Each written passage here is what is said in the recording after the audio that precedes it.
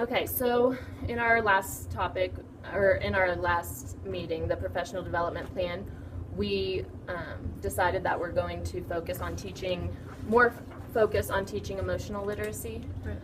I know you guys do a feelings check-in and you use that emotional language throughout the whole day, but during this activity, we'll just hone in on just another way to embed those learning opportunities for it. So this aligns with the Pyramid Plus model because it's in the middle on that targeted social emotional supports, just like teaching friendship skills, teaching emotional literacy too. Okay. And this, I just really love this diagram just because whenever behavior starts getting crazy, that's not the time to teach all of these skills whenever they're really escalated. So these are more just when they're calm, or maybe even when they're getting close to being in that escalated state.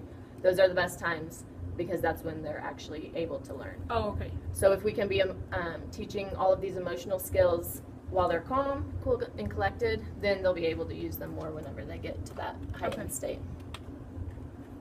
So emotional literacy is just the capacity to identify, understand, and express emotions in a healthy way, and to recognize, understand, and label emotions in self and others.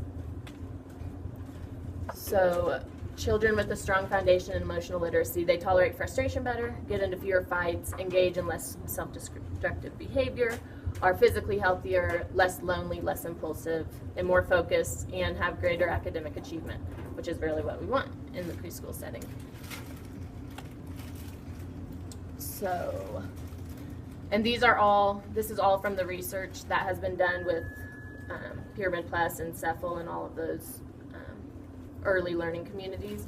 So when children don't have feeling words, so if all they know is happy and sad, and they don't know frustrated or angry or excited or any of that, so when they have an absence of those, they interpret the behavior of others as intentionally hurtful and eventually act out in ways that lead to that social isolation, which we've been talking about in the teaching of friendship skills, like all of those kids who engage in those challenging behaviors because they don't have the skills to make friends or maybe to express themselves in appropriate ways. And so if we can be giving them those words so that they're not just happy, but they're really excited, and learning that excited means you have so much energy, you don't know what to do with it, and then helping them guide them through just that process of learning how to appropriately express themselves. And just on the topic of children with special needs and behavioral problems, so children with disabilities and children from low-income families, which is the majority of the people that we serve, they have more limited feeling vocabularies than their typically developing peers. And so they're already at a disadvantage right now because they aren't hearing those words at home like middle-class families are. So the ways that we can teach feeling words, like you do with the feelings check-in, just pairing the words with the actual faces. Preschoolers are better at recognizing feelings with drawn pictures at first and then progressing to photographs. So that's what you're using, kind of the Pixums, the cartoon type stuff. And children's books are awesome ways to be able to label those feelings. And adults can also teach children new feeling words by providing emotional labels as they're experiencing those feelings, so validating those emotions. Like, you look so frustrated right now, you look so excited, you look angry, just labeling those types. Right. And so I looked at your inventory of practice, which was just that really long assessment that you filled out at the beginning. And you identified your strengths as being able to assist kids in identifying feelings of others and using pictures that portray certain people in emotional states. I know you guys are always using the second step, those cards, so that kind of goes in with that. And teaching that all emotions are okay. And then some of the ones that you had marked seldomly with was using validation and acknowledgement of and labeling feelings to show an understanding of the kids' feelings, and then to label your own emotional states and action statements. So I just wanted to kind of bring that back just to get you thinking about what you really want to focus on moving forward. Okay. So it's a really broad topic, the emotional literacy. So I just broke it down into trying to identify what exactly we want to work on together to teach. Okay. So it can be a variety of feeling words. So I was thinking like just ways to incorporate your feelings check-in more. Okay. And just incorporating different feeling words, and maybe throughout the year bringing more words in, like starting basic and then building on it. More. Which I know you guys are already doing that in second step. I don't know, I'm not very familiar with all that, but how to recognize feelings in yourself and others. So designing some type of lesson or strategy or activity around like facial cues, body language, tone of voice, those types of things. I like that one. We can be teaching that feelings can change. So just because you marked angry whenever you first got here doesn't mean that you have to stay angry throughout the whole day. Empathy, so we can really hone in on helping kids just be more empathetic with their peers. People can feel differently about the same thing. So, and I think that's another one of your lessons in second step, but people can have more than one feeling about something, and all feelings are valid, but it's what you do with them that counts.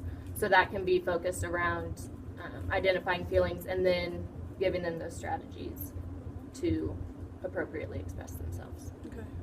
So that's a lot of information right there. But we can start just with whatever you feel like is most important. I don't know how far along you are in your feelings check-in and how many emotions you talk about. And I think there's only 4. mad, sad, angry, I'm tired, I believe. and tired. So we can be incorporating more than that, or we can, on the next.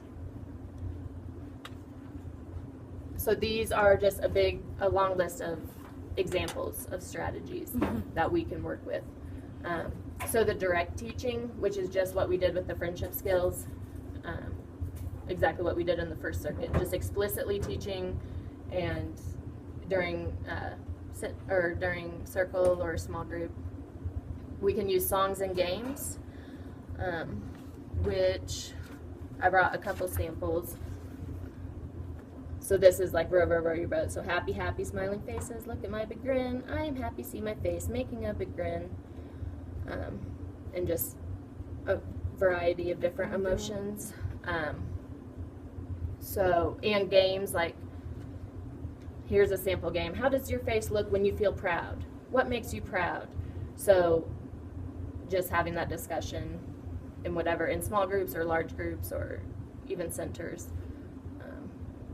And then the checking in, we can be drawing more attention to the feelings check-in and making it more of a discussion at circle time.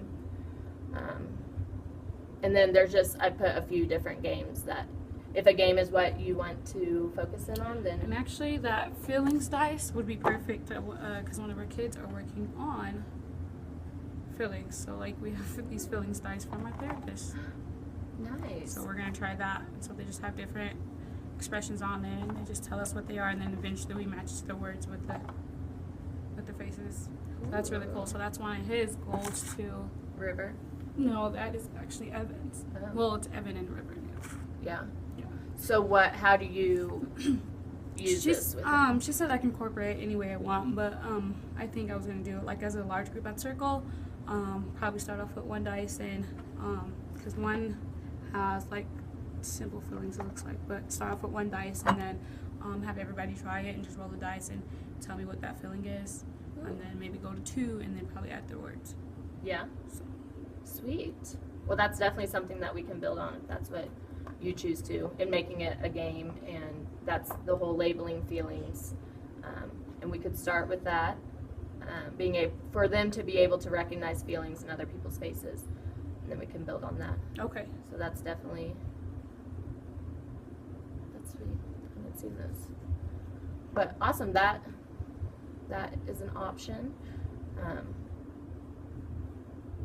And then puppets, scripted stories, which is a lot like second step, and just naturalistic teaching. So we can really put our focus on whenever kids are expressing their emotions, putting our focus on validating what they're feeling and then giving them other options. Right. Let me make sure.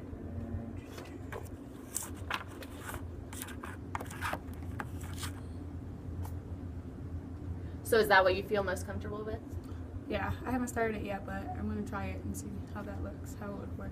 Yeah, well, this is perfect timing then. Yeah, Because it we is. can incorporate, and that's a perfect example. You're talking about how you are going to use it for a child with special needs. That's a perfect example of how to tailor different lessons around that. Because I know one of his goals is he just takes the blame for everything. So not even if it's not his fault, he just takes the blame for it. So like incorporating that too is gonna be big.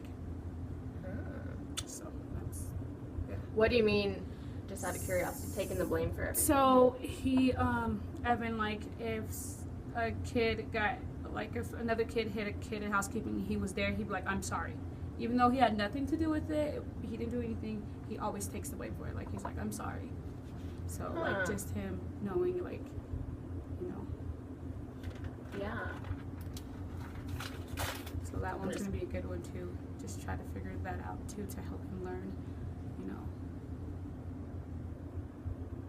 Maybe appropriate ways or appropriate times when to say sorry might be an individualization for him. Yeah, like he just, I don't know, like he claims everything, like he just claims everything, even though he wasn't there, he didn't do it, he claims it.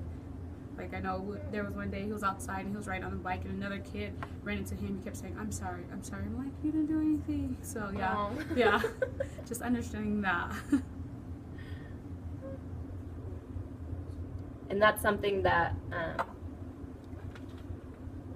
we can think about that and try to figure out how to individualize this to build on the fact that he always feels responsible. Okay, that'd be good because Yeah. it's kind of hard to teach, like, yeah. I know I can't think of anything off the top of my head because It's hard. it's usually the complete opposite with the kids we work for. Yeah, like trying to get them to realize that they hurt a friend, but in this case, it's different. Huh. Yeah. Interesting. We'll talk more about that. Okay. So, once again, we've been saying this a lot, but it's so important to implement these evidence-based inclusion practices so that all children can participate and access this instruction. So, what are some accommodations that would be appropriate for a child with special needs?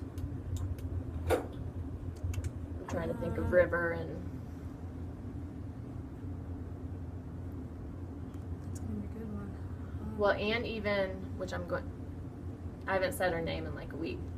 Dasani. We'll just call her Dasani for now. So for Dasani, who, has she been talking more? She has, but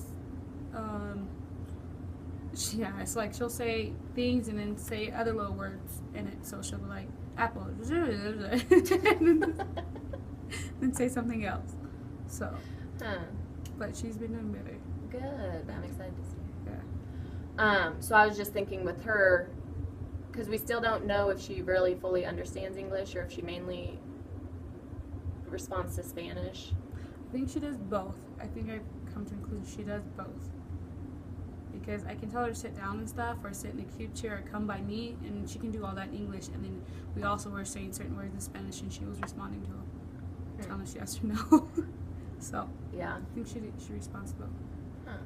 Well, maybe for her we could do something like, well, I mean, emotions, those are universal, the faces, but maybe when it comes time to match them to the actual words, maybe brushing up on our Spanish together. Yeah, yeah. So that we're saying both of those. Yeah, I think that would be helpful. Yeah.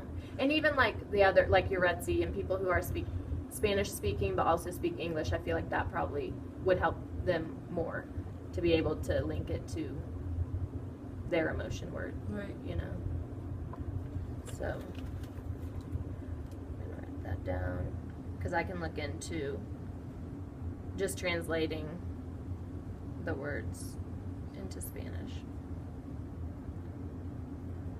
Daddy honest. That's what it is. Daddy honest. Yes.